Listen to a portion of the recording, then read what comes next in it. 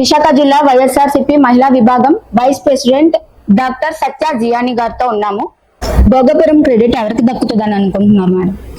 Bhogapuram greenfield అంతర్జాతీయ విమానాశ్రయం ఇప్పుడు అల్లూరి సీతారామరాజు అంతర్జాతీయ విమానాశ్రయం ప్రారంభించడం, దానికి శ్రీ నరేంద్ర మోడీ గారు భారత ప్రధాని విచ్చేయడం చాలా ఆనందించాల్సిన విషయం. విశాఖ ప్రజల తరపున, వైఎస్ఆర్సీపీ పార్టీ తరపున మేము దీన్ని స్వాగతిస్తున్నాం. ఉత్తరాంధ్రకి ఇదొక చాలా పెద్ద కీర్తి ప్రతిష్ట, గర్వకారణం. ఇంకా క్రెడిట్ కోసం మాట్లాడాల్సి వస్తే మన ఇక్కడ చాలా ముఖ్య అంశాలు మాట్లాడుకోవాల్సిన అవసరం ఉంది. ఈ రోజు ప్రజలకు తెలిపే బాధ్యత మనకుంది. ఈ రోజు ఫస్ట్ గా కూటమి ప్రభుత్వం వాళ్ళు, ఎన్డీఏ ప్రభుత్వం వాళ్ళు అధికారంలో ఉన్నందుకు స్టేజ్ ఉంది, పోడియం ఉంది, ముందు మైక్ ఉంది అని చాలా అవస్తవాలు మాట్లాడారు మొన్న ఇనాగ్రేషన్ రోజు. ఏంటి అంటే వైఎస్ జగన్మోహన్ రెడ్డి గారు ఎర్ర బస్ రాలేని చోట ఎయిర్ బస్ ఎలా వస్తుంది అని అవస్తవాలు మాట్లాడుతున్నారు. చదివిన స్క్రిప్టే, సేమ్ స్క్రిప్టే ముగ్గురు తిప్పి తిప్పి అదే చదువుతున్నారు.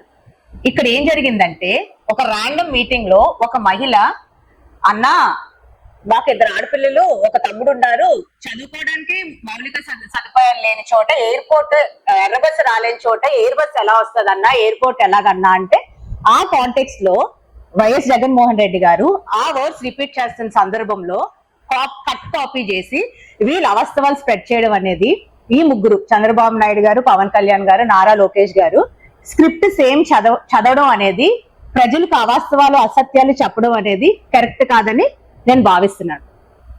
2019 లో అదొక మొదట అవాస్తవం. 2019 లో నారా చంద్రబాబు నాయుడు గారు ఎన్నికల సమీపంలో ఉన్న టైంలో స్పీడ్ గా ఒక 15,000 acres ఆఫ్ ల్యాండ్ ని ఎక్వైర్ చేసుకుందాం భోగాపురం కోసం అని ప్లాన్ చేసి ఫౌండేషన్ స్టోన్ వేసేసి 1924 ఎలక్షన్స్ కూడా మేమే అధికారంలో వస్తాము అనే ఒక అపోహతోటి ల్యాండ్ ఎక్వైర్ చేద్దాము అని ఫౌండేషన్ స్టోన్ ఎలక్షన్స్ దగ్గర ఉన్నప్పుడు February 14, 2019 లో ఫౌండేషన్ స్టోన్ వేయడం జరిగింది.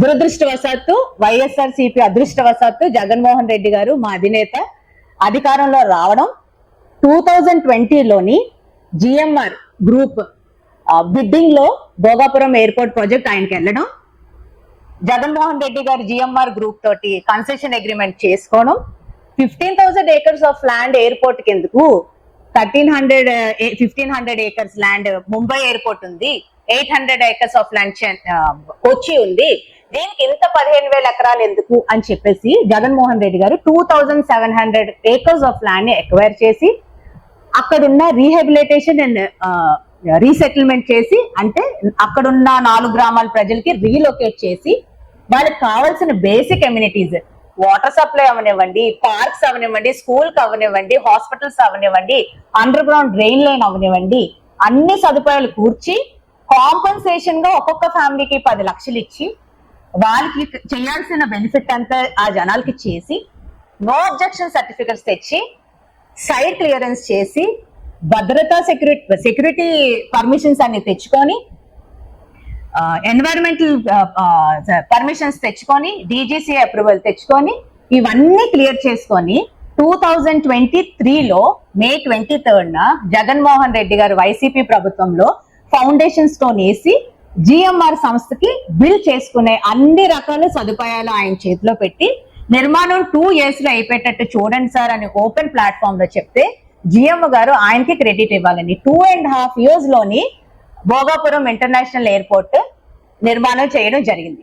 సో మీరు క్రెడిట్ కోసం అడిగితే మొత్తం అంతా ఈ ఓవర్ ప్రాసెస్ లో, నేను చెప్పిన ప్రాసెస్ లోని చంద్రబాబు నాయుడు గారి రోల్ గాని, కూటమి ప్రభుత్వం రోల్ గాని ఏముంది అంటే, మనం మాట్లాడుకుంటే కొబ్బరికాయ కొట్టాము, గుమ్మడికాయ కట్టాము అనేదే మనకు కనిపిస్తుంది.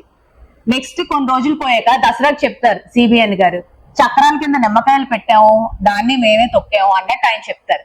సో ఇక్కడ మేము చెప్పాల్సింది ఏంటంటే, జనాల అమాయకులు ఏమీ కాదు, అందరికీ తెలుసు ఆ ఎయిర్పోర్ట్ కర్త కర్మ క్రియ మొత్తం ద లెజెండ్ వైఎస్ జగన్మోహన్ రెడ్డి గారు అని మనకు తెలుసు. He's the creator of Bhogapuram airport, he's root cause for the creation of that airport. Jaganmohan Reddy గారే చేశారు అనేది మన అందరికీ తెలిసిన విషయమే. So credit obviously Jaganmohan Reddy గారికి వెళ్తుందని నేను అంటున్నానమ్మా. విశాఖపట్నం ఎయిర్పోర్ట్ క్లోజ్ చేసి భోగాపురంలో ఓపెన్ చేయడం వల్ల జనాలు చాలా ఇబ్బంది పడుతున్నారు మేడం. దీని మీద మీ ఒపీనియన్ ఏంటి? మనం ఇక్కడ ఒకటి తెలుసుకోవాల్సింది ఏంటంటే జగన్మోహన్ రెడ్డి గారు దూర ఆలోచనతోటి మనకి ఇంతకు ముందు ఒక విషయం చెప్పారు. ఏంటంటే జిల్లాకు ఒక ఎయిర్పోర్ట్ ఉండాలి అని. సో మనం ఇక్కడ తీసుకుంటే వైజాగ్ లో ఉన్న ప్రజలు దేశవ్యాప్తంగా డిఫరెంట్ స్టేట్స్ లో ఉంటున్నారు మన వైజాగేట్స్. అండ్ విశాఖపట్నం తీసుకుంటే విశాఖపట్నంలోని పోర్ట్ ఉంది, హెచ్పిసిఎల్ ఉంది, స్టీల్ ప్లాంట్ ఉంది, ఎన్నో ప్రైవేట్ ఇంజనీరింగ్ కాలేజెస్ ఉన్నాయి, ఐటీ కంపెనీస్ ఉన్నాయి, గవర్నమెంట్ కాలేజెస్ ఉన్నాయి. నెక్స్ట్ ఇది ఒక major business centre. Thousands of people Visakha airport నుంచి ఇప్పటికీ మనం తీసుకుంటే ఫ్లై అవుతూనే ఉంటారు.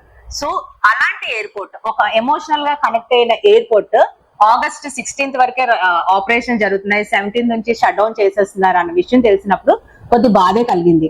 మెయిన్ ఏంటంటే అమ్మా, ఇక్కడ మనం ఇప్పుడున్న స్పీడ్ జనరేషన్ కి ఇప్పుడున్న మన దానికి టైం అండ్ మనీ చాలా ఇంపార్టెంట్.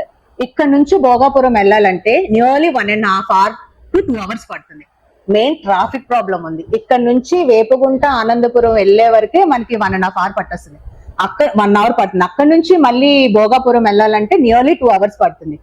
మనం తీసుకుంటే 2023లో ఇందాక నేను చెప్పినప్పుడు జగన్మోహన్ రెడ్డి గారు ఫౌండేషన్ స్టోన్ వేసినప్పుడు నితిన్ గడ్కరీ సార్, అప్పుడు union minister for road transport and highways, ఇలాగ రోడ్ కనెక్టివిటీ ఎప్పుడైనా మనం ఒక ఎయిర్పోర్ట్ క్రియేట్ చేసినప్పుడు దాని ప్యారలల్ గా ఒక రోడ్ ఫ్రీగా ఒక కారిడార్ అనేది ఉండాలి, ఇక్కడ నుంచి డైరెక్ట్ డెస్టినేషన్ కారిడార్. అలాంటిది మనకి ఆయన గడ్కరీ సార్ ఓపెన్ గా ఆయన చెప్పారు, ఈ ప్రపోజల్ ఉంది రోడ్ కనెక్టివిటీది ఫ్రమ్ వైజాగ్ టు భోగాపురం, దీన్ని ఇంప్లిమెంట్ చేయండి అని. బట్ ఈ కూటమి ప్రభుత్వం వచ్చాక ఆ ప్రపోజల్ పక్కన పెట్టేశారు. సో ఇప్పుడు ఏంటంటే మనకి డైరెక్ట్ ఒక 6 lane కారిడార్ గానీ, ఒక డైరెక్ట్ డెస్టినేషన్ కారిడార్ గానీ, మనకు ఒక రోడ్ కనెక్టివిటీ లేదు. సో అది ప్రాపర్ గా ఉంటే బాగుంటుంది అనిపిస్తుంది. సో నేను ఈ రాష్ట్ర ప్రభుత్వం గానీ కేంద్ర ప్రభుత్వం గానీ ఏమని రిక్వెస్ట్ చేస్తున్నానంటే, దయచేసి ఒక 6 lane కారిడార్ గానీ, డైరెక్ట్ గా ఒక డెస్టినేషన్ కారిడార్ గానీ చేస్తే, అభివృద్ధి చేస్తే జనాలకి ఇప్పుడు మనం చూసుకుంటే ఇక్కడ నుంచి భోగాపురంకి తారీఫ్ చూసుకుంటే క్యాబ్ చార్జెస్ 4,000 అని విన్నాం. అక్కడ నుంచి గన్నవరం వెళ్ళాలన్నా, అక్కడ నుంచి హైదరాబాద్ వెళ్ళాలన్నా 4,600. Cab charges fare is equal to flight charges లా ఉంది ఇప్పుడు.